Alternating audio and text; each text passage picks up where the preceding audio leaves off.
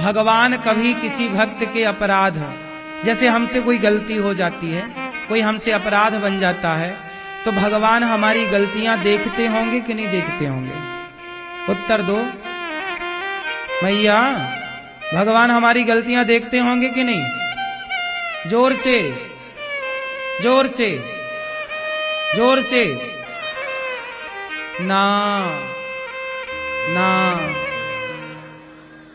भगवान कभी हमारी गलतियां नहीं देखते।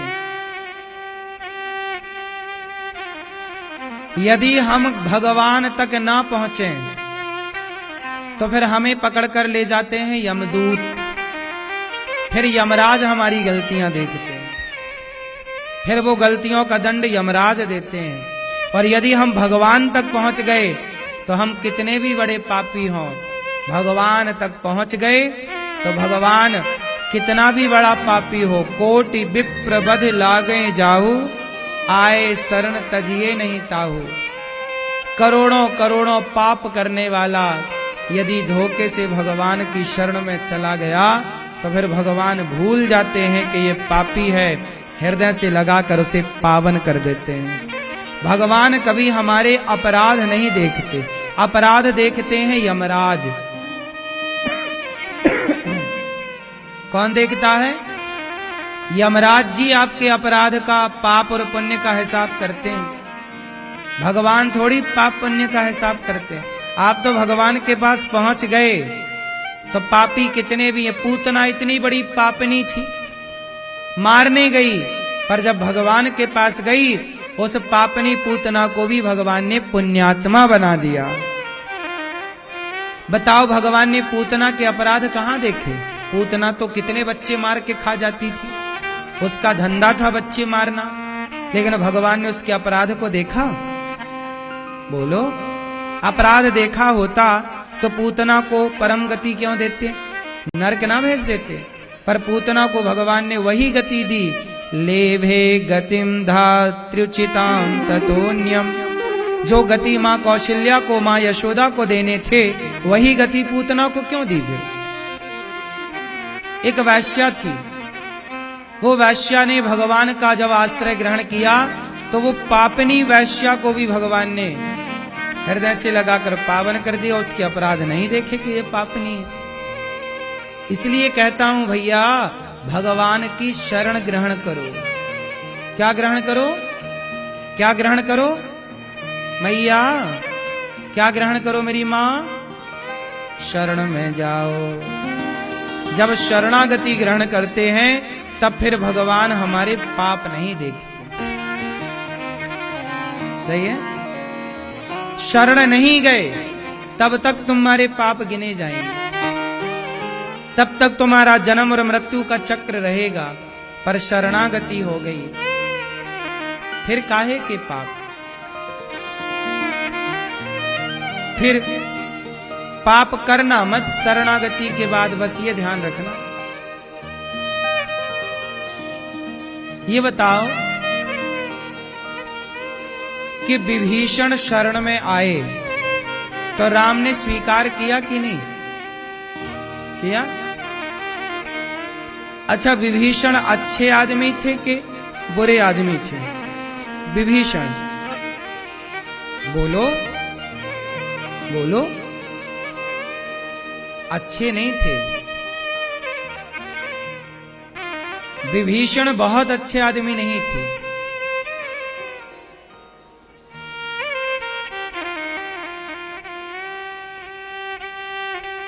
लेकिन राम जी ने विभीषण के अपराध देखे नहीं। गलतियां तो विभीषण ने भी बहुत की थी, लेकिन राम जी की शरण में जो आ जाए फिर राम जी उसके अपराध नहीं देखते। अच्छा बताओ, सुग्रीव अच्छे थे कि नहीं थे? सुग्रीव थे, बिल्कुल अच्छे आदमी नहीं थे। लेकिन राम जी ने सुग्रीव की बुराइयां देखी ही नहीं। सुग्रीव इतने बुरे आदमी ऐसे हैं, अब बुरा हम क्या कहें, लेकिन सुग्रीव ऐसे थे कि जब राम जी 4 महीने खड़े रहे विभीषण सुग्रीव जब राजा बना, बाली मरा तो सुग्रीव क्या बना? राजा। जब राजा बना तो 4 महीने सुग्रीव ने राम से एक बार नहीं पूछा कि आपने पानी पिया कि नहीं, आपको भोजन मिला कि नहीं। राम की सुध भूल गए।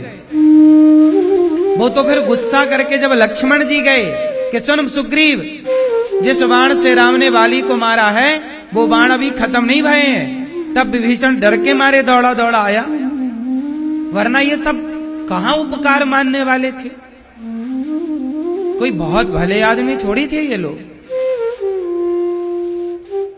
इनके अंदर कोई भक्ति थोड़ी है। पत्नी पाई तो पत्नी के संग 4 महीना निकला नहीं घर से। पावा राजकोषपुर नारी, सुग्रीव वहीं सुधि मोरी विसारी। तो सुग्रीव कोई बढ़िया आदमी नहीं है, लेकिन राम मेरे इतने बढ़िया है कि वो अपराध, वो गलतियां इग्नोर कर देते हैं। सोई करतूत विभीषण केरी, सपन होना राम ही हेरी। लिखा है रामचरितमानस में। रावण और बाली, रावण गलत था कि सही था? बोलो। बाली गलत था कि सही था? गलत। जैसी गलतियां बाली और रावण ने की, लगभग वैसी ही गलतियां सुग्रीव और विभीषण ने भी की थी। ये दोनों कोई बहुत अच्छे नहीं थे, परंतु दोनों में एक अच्छाई थी। दोनों में अच्छाई ये थी कि दोनों को एक संत मिल गए। दोनों को कौन मिल गया? संत। कौन से संत? सुग्रीव को मिल गए हनुमान जी, और विभीषण को भी मिल गए हनुमान जी। और जब संत मिल जाते हैं तो भगवान कहते हैं कि संत, यदि तुमने संत की आज्ञा का पालन किया, तुमने संत की बात मानी, तो फिर मैं तुम्हारे अपराध नहीं देखता। हनुमान जी ने लाकर चरणों में जब गिरा दिया दोनों को, तो राम जी ने गले लगा लिया। भूल गए कि तुम अपराधी हो, क्योंकि संत है, इसलिए गुरु की आवश्यकता पड़ती है कि गुरु के द्वारा। सुग्रीव की शरणागति किसके द्वारा हुई? हनुमान जी के द्वारा। हनुमान जी ने शरणागति कराई ना सुग्रीव की। अच्छा, सुग्रीव ऐसे थे कि सुग्रीव राम पर भरोसा नहीं करते थे।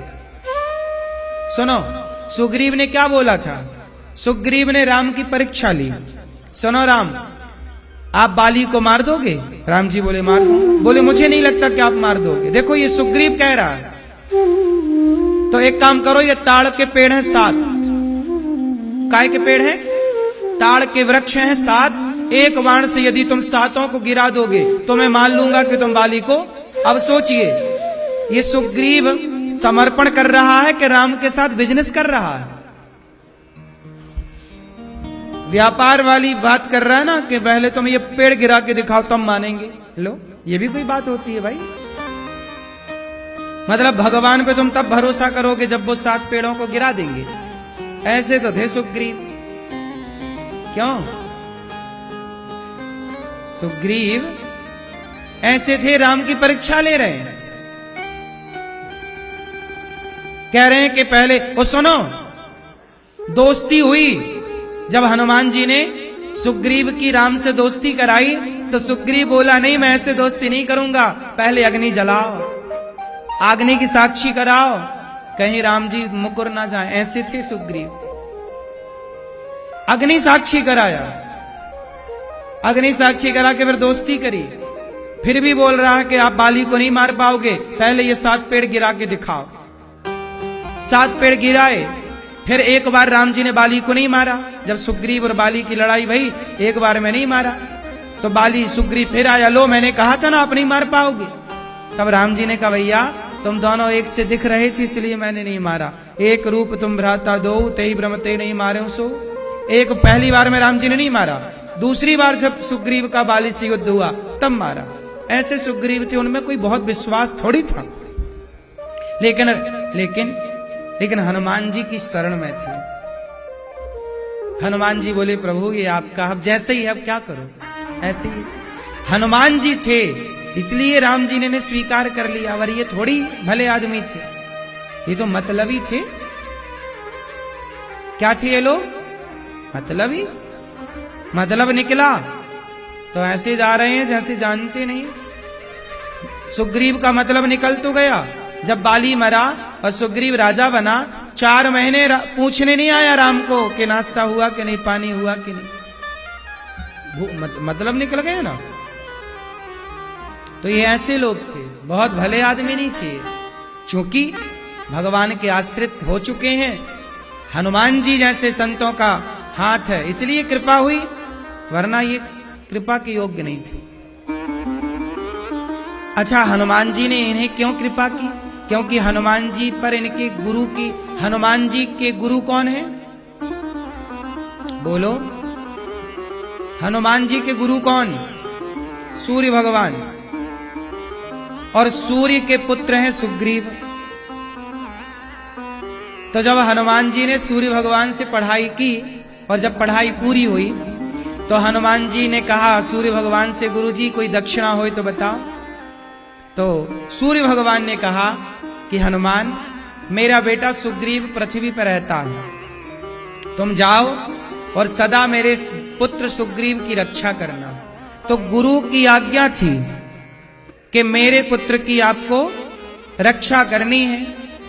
तब हनुमान जी गुरु की आज्ञा का पालन कर रहे हैं। है तो सूर्य का बेटा सुग्रीव, लेकिन राम पर विश्वास कम है। इसलिए सुनो, त्रेता में सुग्रीव है सूर्य के बेटे, और बाली है इंद्र का बेटा। तो इंद्र हो गया नाराज कि प्रभु लो, आपने हमारे बेटे को मार दिया, निर्दोष था। तब भगवान राम बोले कि अगले जन्म में मैं तुम्हारे बेटे का पक्ष लूंगा। तो अगला जन्म जब द्वापर हुआ तो इंद्र के बेटे बने अर्जुन और सूर्य के बेटा बने कर्ण। हाँ है ना। इस जन्म में भगवान ने सूर्य के पुत्र का साथ दिया, तो अगले जन्म में इंद्र के पुत्र का साथ दिया। हिसाब हो गया, एक जन्म में तुम्हारा बेटा, एक जन्म में तुम्हारा बेटा। हिसाब हो गया बराबर। तो भगवान की शरण में जो आ जाए, चाहे वो पापी हो, अधम हो, नीच हो, दुष्ट हो, भगवान कहते हैं सन्मुख हो ही जीव मोहि जवहि। जन्म कोटि, जन्म कोटि, कोटि मतलब करोड़ों जन्म के, अघ मतलब पाप, नाशहि तवहि। ये मैया देखो सोई जा रही है, सोई जा रही है, सोई जा रही है। मैया राम राम। मैया नींद अच्छी आ रही है ना?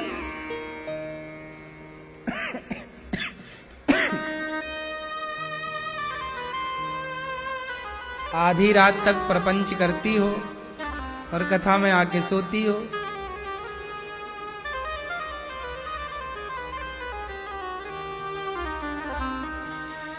तो भगवान कहते हैं कि कोई कितना भी बड़ा पापी हो फर्क नहीं पड़ता, बस मेरी शरण में आ जाए, सरलता से आकर कह दे कि प्रभु मैं जैसा हूं आपका हूं।